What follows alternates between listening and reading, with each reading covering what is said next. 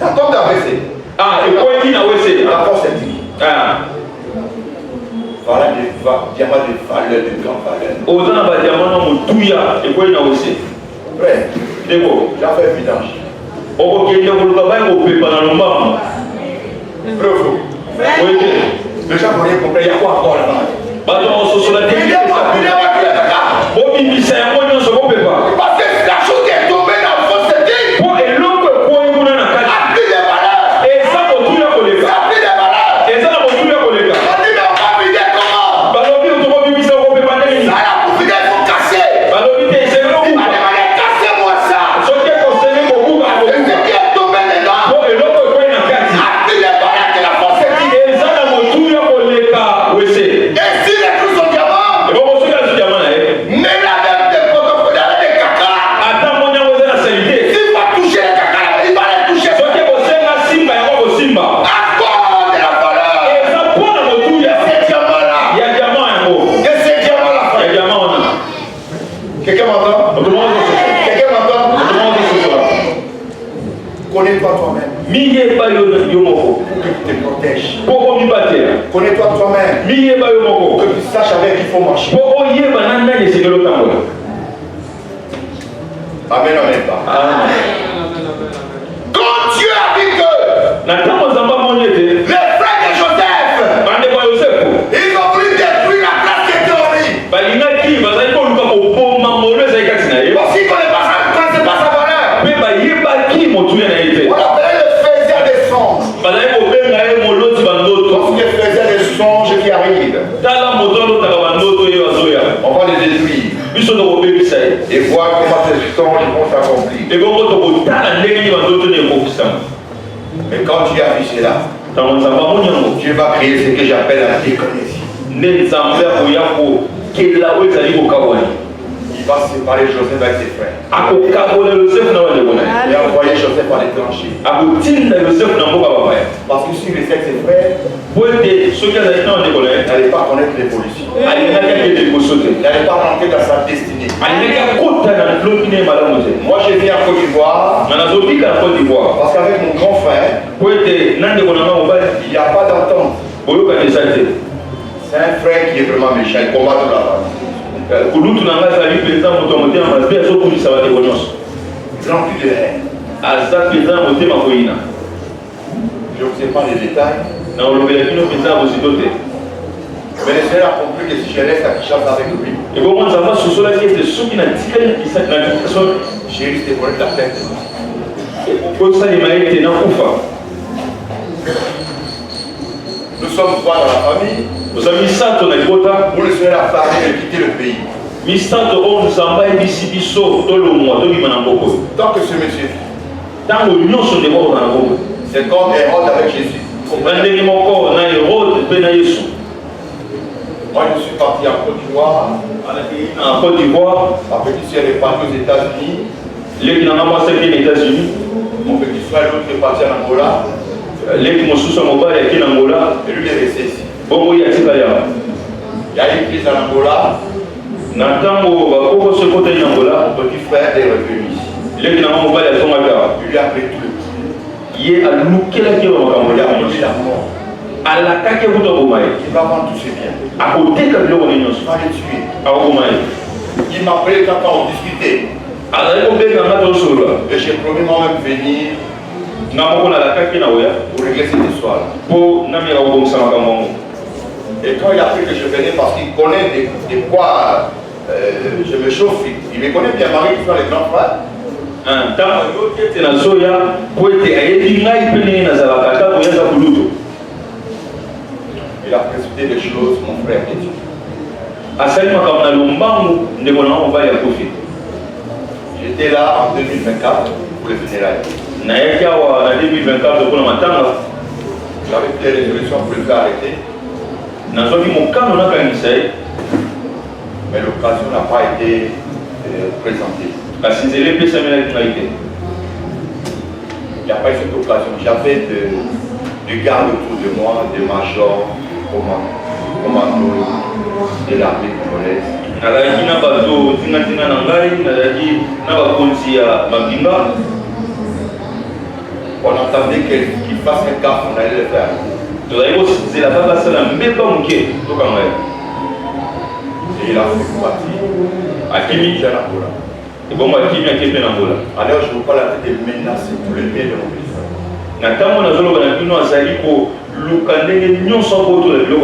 Les enfants sont dans les tourments. Et je suis revenu. Cette fois ci fait erreur. Je vais lui montrer les couleurs. Parce que ces personnes, quelque part, il faut les discipliner. Il y a des personnes qui comprennent des parachicotes. Et dans le bateau, il y a appris que je suis là. Voilà pourquoi j'ai un rendez-vous à 14h avec des personnalités. Il y a moins de 14h, on a beaucoup de temps. Et aussi avec les membres de ma famille. Voyez mon frère. Certains déplacements sont provoqués par Dieu et par nous. Cette séparation-là, c'est Dieu qui le permet. Des fois, ça fait mal. Mais tu es obligé de vivre la déconnexion. C'est ce que Dieu a fait avec Joseph. Joseph, Dieu l'a envoyé en Égypte. Ses frères n'ont pas considéré ses songes. Sa tunique, ils ont pipé ça du sang de bouc. Ils ont foutu ça en l'air. Mais quand il arrive en Égypte, quelques années plus tard, Pharaon a reconnu la valeur de ses songes. Il a reconnu que c'est God. C'est un sauveur. Pharaon a reconnu les valeurs que Dieu a déposées dans la vie de Joseph. Il dit à Joseph, tu m'as donné l'interprétation de mon songe. Moi, j'ai un homme gouverneur. Entre toi et moi, seul les trônes qui va nous séparer. Et j'ordonne dans tous les pays de l'Égypte, celui qui entendra la voix ou l'arrivée de Joseph, on sonnera de la trompette. Si vous attendez que Joseph arrive, que tout le monde se prosterne. Et cela a eu lieu. Où? C'est en Égypte. Mais si l'état de ses frères, ça n'allait pas avoir lieu, frère. Dieu l'a séparé de ses frères. C'est là-bas sa destinée avec ses frères. Pourquoi? Parce que ses frères ne connaissaient pas ses valeurs. Dieu m'a envoyé dans la maison, dans la nation, pour connaître ta valeur. Il m'a envoyé un frère, une sœur, qui connaît ta valeur. Celui qui connaît ta valeur, il vient là pour toi. Celui qui connaît ta valeur, quand c'est là en manque, il va te récompenser. Il va te soutenir. Parce qu'il sait comment on descend. Ce que Dieu a mis en toi, il va pas s'accomplir. Est-ce que maintenant, marche avec des personnes qui connaissent ta valeur. Quand Jésus est venu sur la terre, il est venu chez ses propres frères juifs. Il les a prêché l'évangile. Mais ses frères n'ont pas connu sa valeur. Ils l'ont rejeté. On ne te connaît pas comme le vrai Messie. Nous, on refuse que tu l'aies sur nous. La Bible dit, il est venu chez le sien. Et les siens l'ont pas reçu. Qu'est-ce que Jésus va faire? Il va tourner le regard vers un peuple qui connaît sa valeur. Jésus regarde maintenant vers les nations, les peuples non juifs. Verset 12 de Jean chapitre 1 nous dit ceci: à tous ceux qui l'ont reçu, à ceux qui croient à son nom, à ceux qui connaissent ses valeurs, il a donné le pouvoir de devenir la forme de Dieu.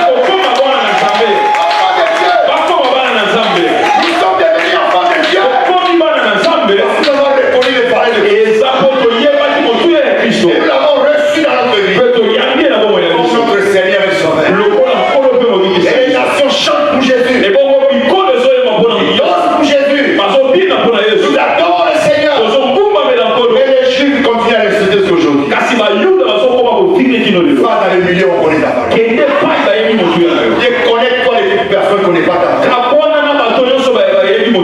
Non, frère, ce n'est pas la musulman. Dieu veut te voir prospérer. On se comprend un peu? Moi, j'ai fait 11 ans et 2 mois. J'ai gouverné les pasteurs congolais à Côte d'Ivoire.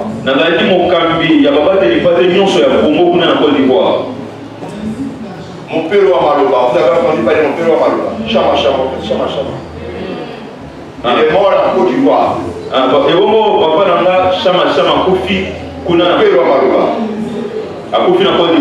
C'est moi qui ai rapatrié son corps en Côte d'Ivoire. C'est moi qui ai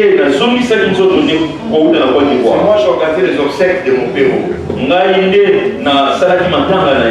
Et pendant les 11 ans, le mandat c'est pour 5 ans. Mais ma façon de travailler, les gens aimaient. Ils ne savaient plus, on va nommer qui est encore à la base de Dieu. Donc j'ai doublé encore. Mais arrivé à un moment, ça commençait à faire déjà.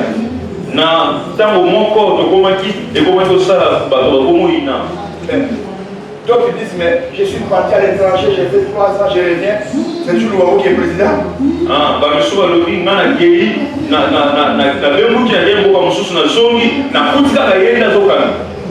Donc mais ça fait longtemps qu'il est là.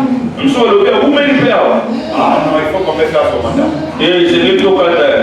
Moi je dis que vous n'avez pas besoin de me faire. Moi-même je rends ma décision. Ma décision, j'ai déposé. Parce que les réunions se faisaient dans mon église. Alors ils ont élu un autre président. Celui qui est arrivé n'arrive même pas. Il a compris que cette affaire n'est pas facile. Mais le passé se soumet à toi, ce n'est pas l'honneur. Ça me dit, ma parole est moi, non, continuez. Cela va vous permettre de connaître ma valeur. Et ils ont continué. L'autre est approché, donc il y a eu des réveils, il y a eu hier. C'est cassé. Ils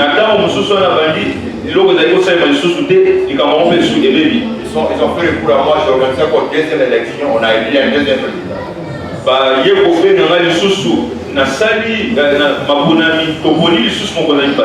Le deuxième arrive. Ça va aller travailler. Les gens font toujours référence à moi. Non, tant d'être bon, c'est pas comme ça. Mais permet de travailler, frère, imaginez-vous.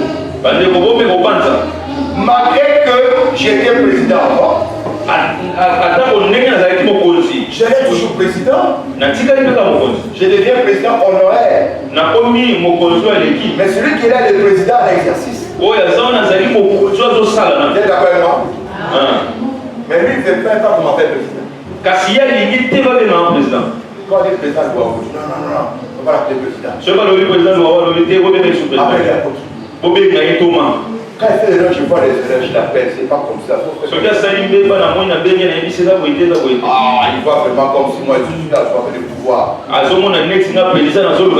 Qu'est-ce que je fais? Je le laisse. Je n'ai pas suivi aux réunions. Et donc c'est là ma contribution pour les bars. Là, il y a des réunions, on me voit plus.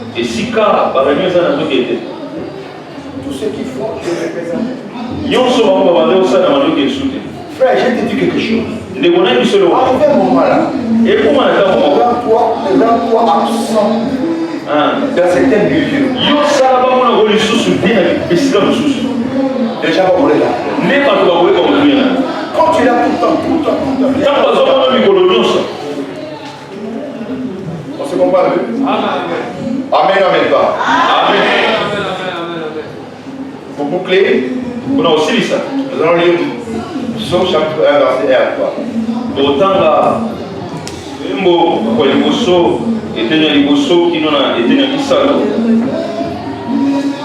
Psaume chapitre 1, du 1er au 3e verset, la Bible dit: heureux l'homme qui ne marche pas selon les conseils des méchants, qui ne s'arrête pas sur la voie des pécheurs, et qu'il ne s'assied pas en compagnie de mon cœur, mais qui trouve son plaisir dans la loi de l'Éternel et qui la médite de jour et nuit.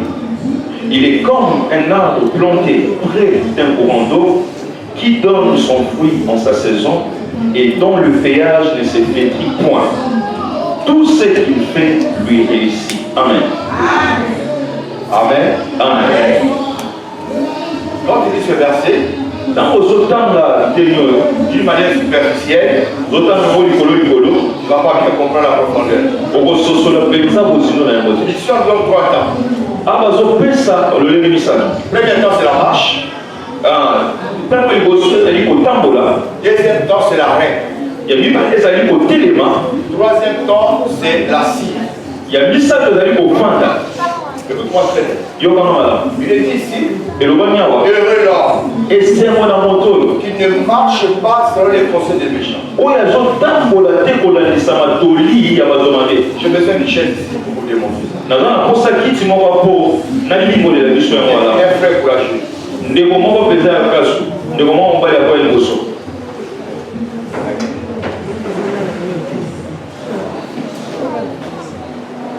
Deux frères. Bien. Reste là. Deuxième. Ici, j'avais un problème de connexion. Je vais vous le démontrer pour que vous compreniez. Il est dit heureux l'homme qui ne marche pas sur les conseils des méchants. Un méchant, celui qui n'est pas la valeur. Il est là pour te décourager, te critiquer. Il ne croit pas en toi. Si tu remarques là, il y a cette chose à faire et ça va donner le mot comme c'est de l'océan. Restez ce que je dis là. Je prends l'exemple, lui, c'est le méchant. Il marche avec le frère. Et attends ça. Marchez. Ok, on dit heureux l'homme qui ne marche pas sur les conseils des méchants. Regarde-le. Regarde, il a que de marcher. Si lui continue à marcher avec le méchant, le méchant va l'introduire auprès des pécheurs. Ça veut dire qu'il va introduire en lui la vie du péché. Quand il va introduire en lui la vie du péché, lui, il va se mettre à s'arrêter. Vous comprenez? Cela veut dire ça marche, fait quoi? Non, ça marche, fait quoi? Ça s'arrête. On se comprend un peu? Au départ, il marchait. À quel moment c'est s'arrêté? Ça va s'arrêter.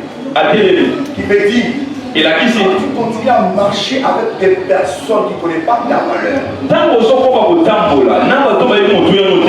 Tu vas commencer à te rendre compte que même tes activités, tes affaires vont commencer à t'arrêter. Tes connexions vont commencer à te briser. Amen. Si tu es marié, tu vas sentir que même ton mariage peut être tout. Mais ce n'est pas fini. Là, il s'est arrêté. Cette position-là. Oui, il s'est arrêté là. Ça fait combien de marcher? On est d'accord? La personne s'est arrêtée. Il peut aussi continuer à marcher. Mais regarde. Ok, vas-y. Attends. Conduis là jusqu'à la chaise. Voilà, il s'arrête. Donc, le monsieur est déjà. Ok, arrête ta main. Il est arrêté là. Amen. Et l'homme qui ne marche pas sur les conseils des méchants, qui ne s'arrête pas sur la voie de Dieu.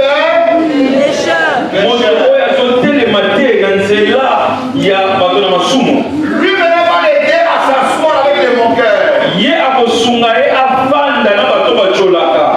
Voilà, lui ça veut dire lui, vas-y frère.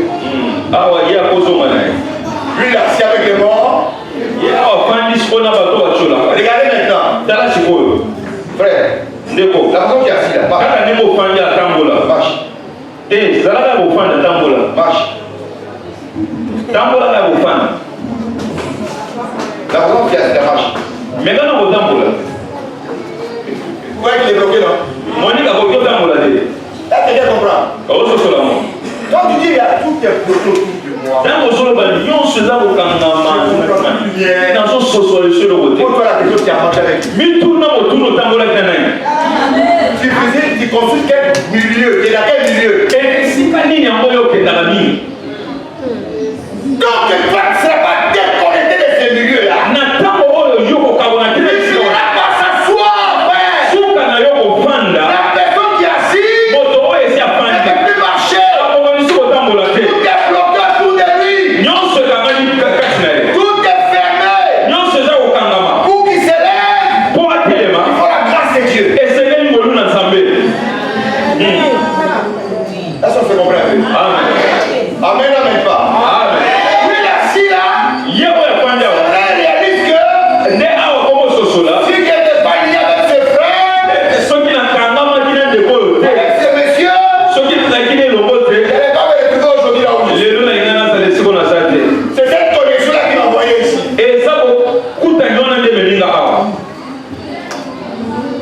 Parce qu'il y a des personnes qui ne devaient pas me voir. Merci. Pas ta tête. Est-ce qu'on peut se lever?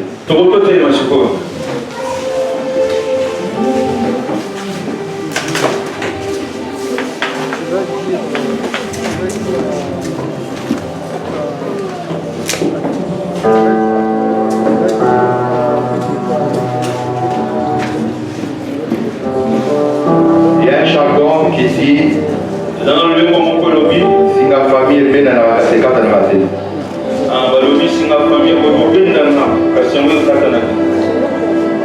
Ça fait ça.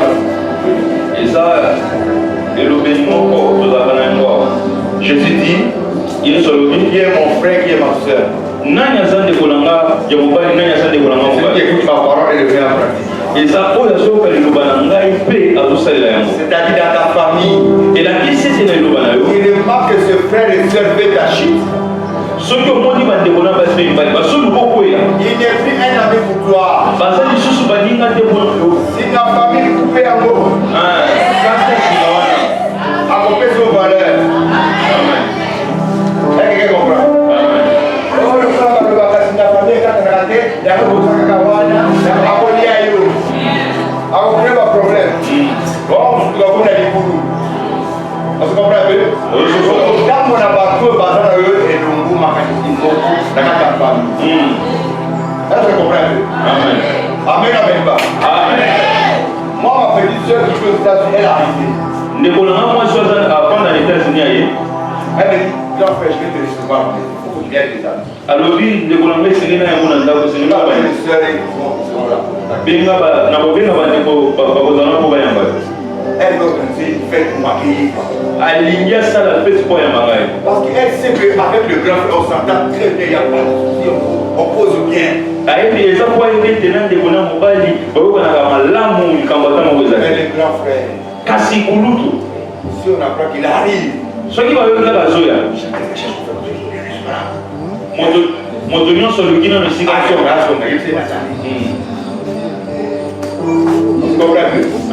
Amen, amen pas. Amen.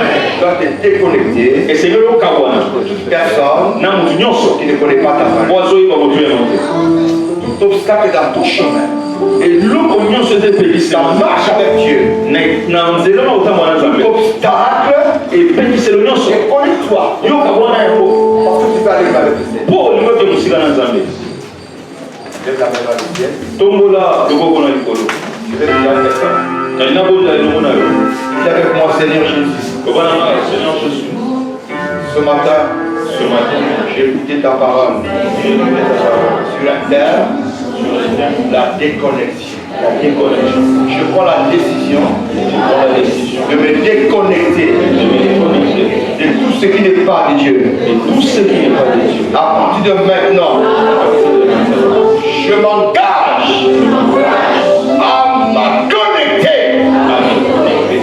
l'Esprit de Dieu. À mes frères et sœurs qui connaissent mes valeurs.